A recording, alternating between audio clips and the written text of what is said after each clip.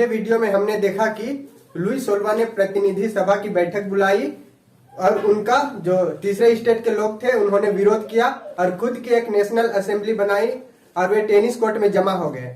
अंत में लुई सोल्वा ने नेशनल असेंबली को मान लिया एवं नेशनल असेंबली ने एक संविधान बनाई जिसके आधार पर चुनाव कराए गए एवं वहां पर कार्यपालिका, विधायिका और न्यायपालिका को लागू किया गया।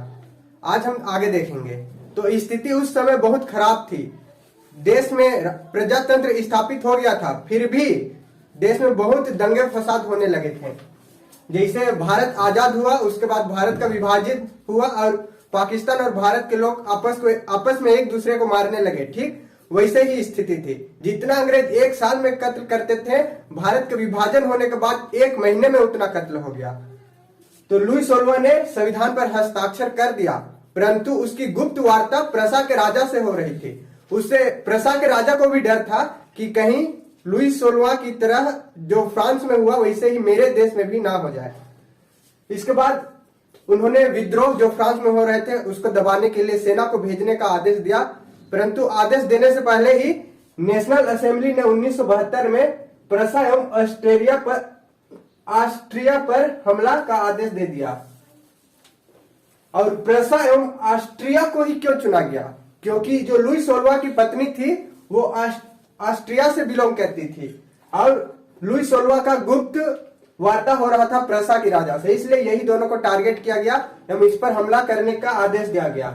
और जो यह युद्ध था उसको राजाओं एवं कुलीनों के विरुद्ध युद्ध का नाम दे दिया गया। अक्सर इंडिया में भी ऐसे ही होता है कि अगर किसी लड़ाई को अगर हम धर्म के नाम पर दे दे तो लाखों लोग जमा हो जाएंगे। यह अफवाहें रहती है कि मुस्लिम आतंकवादी होते हैं। मुस्लिम आतंकवादी नहीं होते हैं। आप लोगों ने सुना होगा कबीरदास आतंकवादी थे। कितने बॉर्डर पर जवान हैं जो मुस्लिम है, वे सभी आतंकवादी हैं। तो जब भी कोई आपको ऐसा कहे कि मुस्लिम आतंकवादी होते हैं तो आपको सीधा एक शब्द बोलना है, ये रॉन्ग नंबर है। आप लोग पीके मूवी देखे ही होंगे, रॉन्ग नंबर कैसे फैल गया। तो जब भी आपको कोई ऐसा बोले आपको सीधे बोल देना ये रॉन्ग नंबर है। ऐसा हो ही नहीं सकता। आगे देखेंगे। सबके होठों पर देशभक्ति के तराने थे। जब इंडिया भी आजाद हुआ तो लोग गीत गाने लगे, सारे जहां से अच्छा हिंदुस्तान हमारा, ऐ मेरे वतन के लोगों, ये गीत गाने लगे जिससे लोगों में उत्साह आने लगी कि हम आजाद हो गए हैं। वैसे ही इन्होंने गाया। और आजकल देशभक्ति गीत बनता ही नहीं है, आजकल बनता है तो यो हनी सिंह। जो वहां के कवि थे रॉजर डी लाई, इन्होंने एक कविता लिखा था मार्सिले। और हम इसी कवि की बात क्यों कर रहे हैं? क्योंकि ये रॉजर डी लाई जो मार्सिले कविता लिखे थे, इन्हें बाद में फ्रांस का राष्ट्रगान के रूप में स्वीकार किया गया, इसलिए हम इसके बारे में चर्चा कर रहे हैं। जो युद्ध हुआ उसके कारण बहुत भारी क्षति हुई। जैसे कि फ्रांस के लोग भी आपस में लड़ रहे थे तो इसके कारण वहां के जो भी संपत्ति थे, पैसा था, वह खत्म होने लगा। अधिकतर जो मर्द थे वे युद्ध में भाग लेने लगे क्योंकि उन्हें लगा कि ऐसा करना जरूरी है। और घर में कोई मर्द बच ही नहीं रहा था तो घर की जिम्मेदारी महिला पर आ गई। घर को चलाने के लिए जितने भी सामान जरूरत होते थे वो महिला इकट्ठा करने लगे। और आज भी महिला उसी का फायदा उठाती है। घर में कुछ भी हुआ कि नहीं, सीधे पुलिस स्टेशन चल जाएगी और मेरा ससुर ने मेरे साथ ऐसे किया, मेरा सास ने ऐसे किया। केवल लाभ उठाना जानती है। नागिन भी अगर 7 साल होता है तो वो भूल जाती है, पर महिला 100 जन्म के बाद भी उसके साथ क्या हुआ नहीं भूलती है। मजाक कर रहा हूं, अगर आप लोग देख रहे वीडियो तो ये बस मजाक पर्पज से था, कोई इसका उद्देश्य किसी को चोट पहुंचाने वाला नहीं है। तो 1991 में संविधान जो बना था वह सिर्फ अमीरों को ही राजनीतिक अधिकार प्राप्त है। जैसे कि जो 25 साल के थे और उनको मताधिकार था, बस वे ही मत देते थे जो अपना 3 दिन का वेतन देते थे। तो केवल अमीरों को ही राजनीतिक अधिकार प्राप्त था। तो इससे विरोध करने के लिए वहां के लोगों ने, जो मध्य वर्गीय लोग थे या फिर जो निचले तबके के थे, उन्होंने जैकोबिन क्लब बनाई। और जैकोबिन क्लब में सरकारी नीतियों पर बहस होता था कि सरकार हमारे लिए क्या कर रही है, वे क्या क्या कानून बनाई, इससे हमें क्या लाभ है। तो जैकोबिन क्लब के जो भी सदस्य थे, पुरुष सदस्य, वे लाल रंग की टोपी पहनते थे और महिलाओं को इसको पहनने की इजाजत नहीं थी।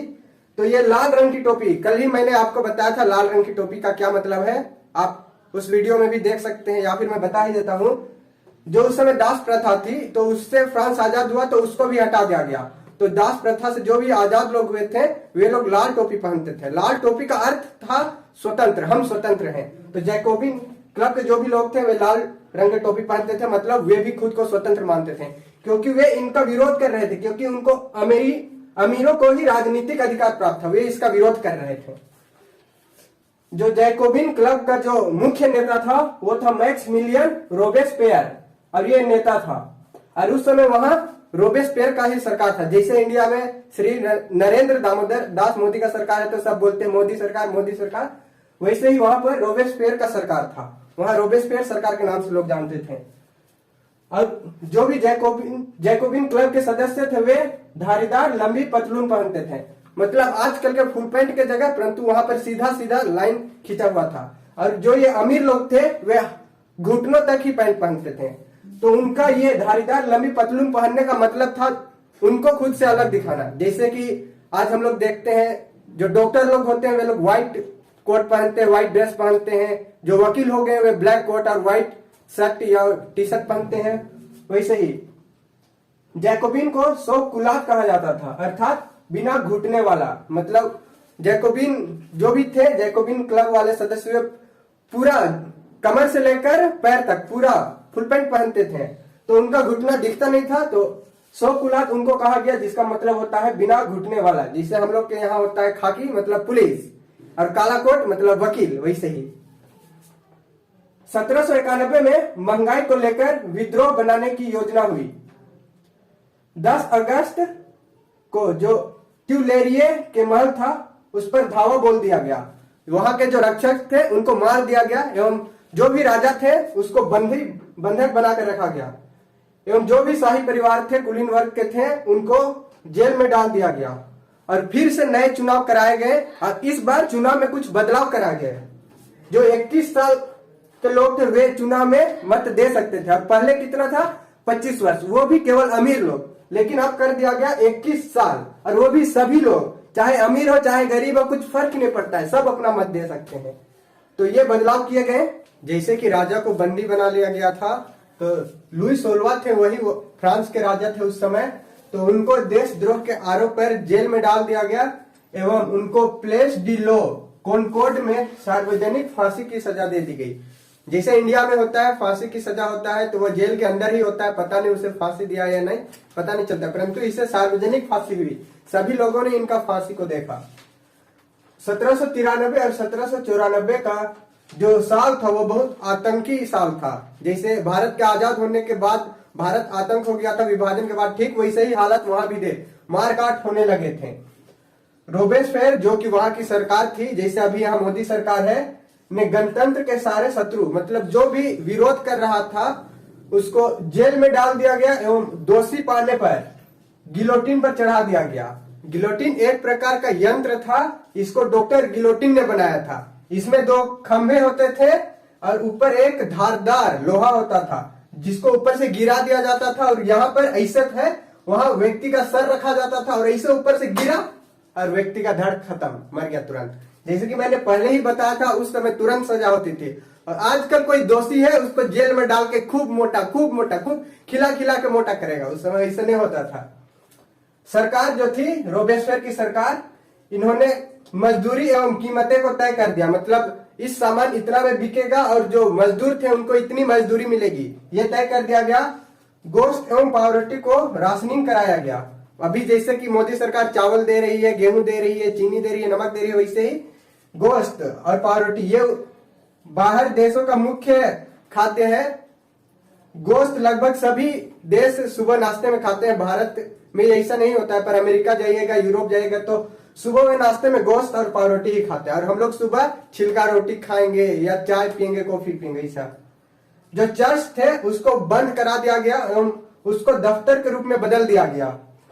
रोबेस्पियर का कानून इतना सख्त था कि जनता परेशान होने लगी। जैसे पहले यहाँ भारत में होता था, राक्षस आ जाते थे, सभी लोग त्राहिमाम, कौन इधर दौड़ रहा है, कौन उधर दौड़ रहा है, कोई गिर गया तो उसका ऊपर से पार, राक्षस क्या उसको मारेगा, आदमी कुचल के मार दिया। ठीक वैसे ही हालत थी, लोग पूरा परेशान हो गए। इसका कानून इतना सख्त था कि यह पहले ही लोगों को कानून बना दिया था कि तुमको यह खाना ही है, तुमको यह करना ही है, यह आटा तुमको इतना में लेना है और सुबह उसको नाश्ते में खाना ही है। पूरा सख्त कानून बना दिया गया। बाद में इसको देशद्रोह का सजा सुनाया गया।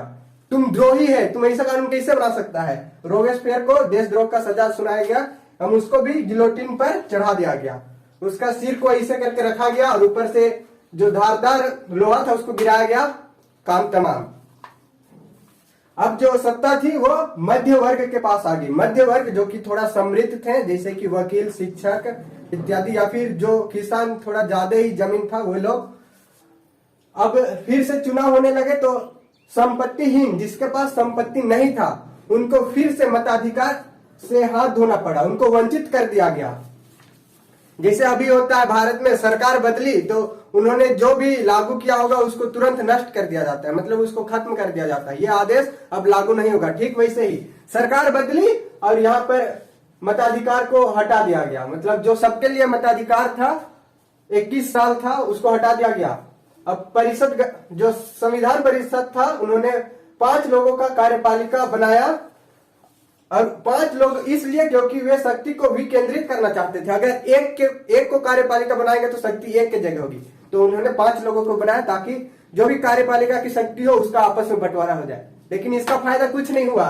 ये जो 5 लोग थे, इन आपस में ही मतभेद होने लगा। ये एक दूसरे के विचार से सहमत नहीं थे और ये एक दूसरे से लड़ने लगे। तो इन दोनों का लड़ने का फायदा, इन 5 के लड़ने का फायदा नेपोलियन उठाया। इसके बाद हम लोग देखेंगे नेपोलियन का उदय कैसे हुआ। ये नेपोलियन ठीक वैसे ही है जैसे कि 2 राजा लड़ रहे हैं, जैसे अंग्रेज हुआ। 2 राजा लड़ रहे हैं तो अंग्रेज उसका फायदा उठाकर पूरा भारत पे कब्जा किया।